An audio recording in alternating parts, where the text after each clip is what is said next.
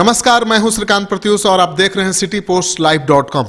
जैसा कि उम्मीद किया जा रहा था कि कांग्रेस की जन आकांक्षा रैली के बाद सीटों के बंटवारे पर बात शुरू हो जाएगी और बात फाइनल भी हो जाएगी, लेकिन लगता है कि जन आकांक्षा रैली के बाद सीटों के बंटवारे को लेकर और पेंच फंस गया है।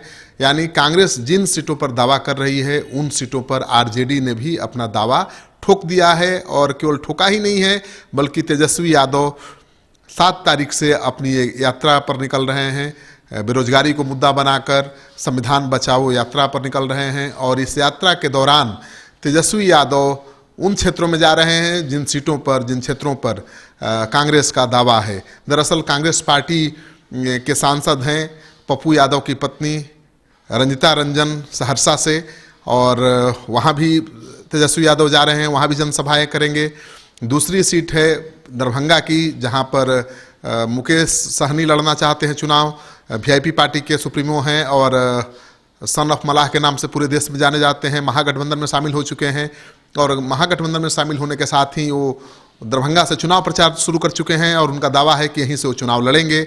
लेकिन उस सीट से कांग्रेस पूर्व क्रिकेटर बीजेपी के निलंबित सांसद कीर्ति आजाद को चुनाव लड़ाना चाहती है, तो उस सीट पर भी पेंच फंस गया है और इसी सीट से तेजस्वी यादव अपनी यात्रा की शुरुआत कर रहे हैं।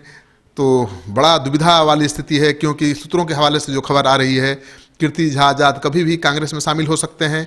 केवल सीट फाइनल होने तक का इंतजार है और सीट फाइनल कब तक होगा पता ही नहीं चल पा रहा है, क्योंकि तेजस्वी यादव दरभंगा से ही अपनी यात्रा की शुरुआत कर रहे हैं, उस दरभंगा से जिस सीट पर सन ऑफ मलाह मुकेश सहनी ने दावा ठोक दिया है।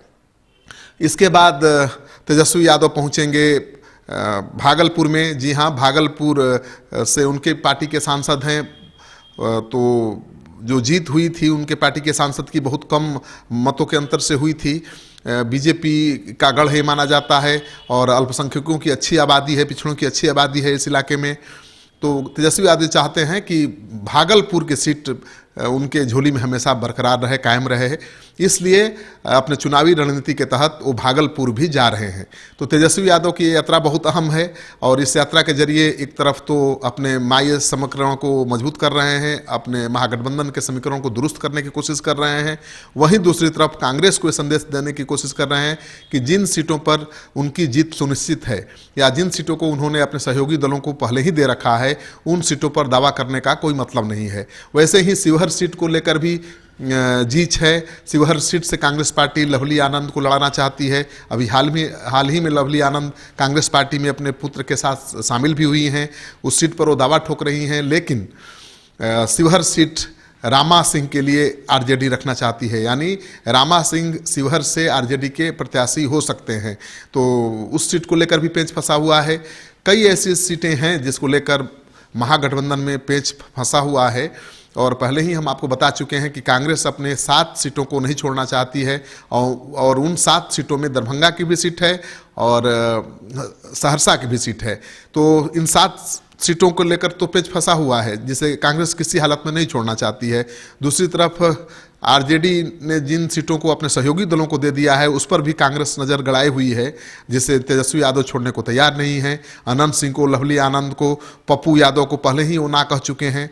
पप्पू यादव भी कांग्रेस से चुनाव लड़ना चाहते हैं, तो कांग्रेस पार्टी कहाँ से उनको चुनाव लड़ाएगी ये भी अभी तक फाइनल नहीं हो पाया है, क्योंकि जिस तरह से पप्पू यादव महागठबंधन से चुनाव लड़ने का दावा कर रहे हैं और जिस तरह से तेजस्वी यादव के खिलाफ जंग का ऐलान किए हुए हैं, तो उससे लगता नहीं कि तेजस्वी यादव महागठबंधन में उनको घुसने देंगे। तो मुझे लगता है कि जो भी बाहुबली हैं जो कांग्रेस के जरिए चुनावी बैतरणी पार करना चाहते हैं, उनके लिए सबसे बड़ा रोड़ा तेजस्वी यादव बनने जा रहे हैं।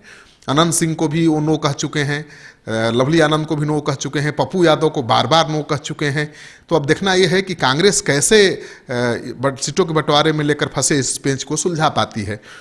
जो भी लेटेस्ट जानकारी होगी सबसे पहले आप तक हम लेकर आएंगे। आपको ये खबर अच्छा लगे तो इस वीडियो को खूब शेयर करिए दोस्तों के साथ। अगर आपने अब तक हमारा यूट्यूब चैनल सब्सक्राइब नहीं किया है तो ज़रूर कर लीजिए। आपका सहयोग समर्थन लगातार मिल रहा है, उसके लिए बहुत बहुत आभार। नमस्कार।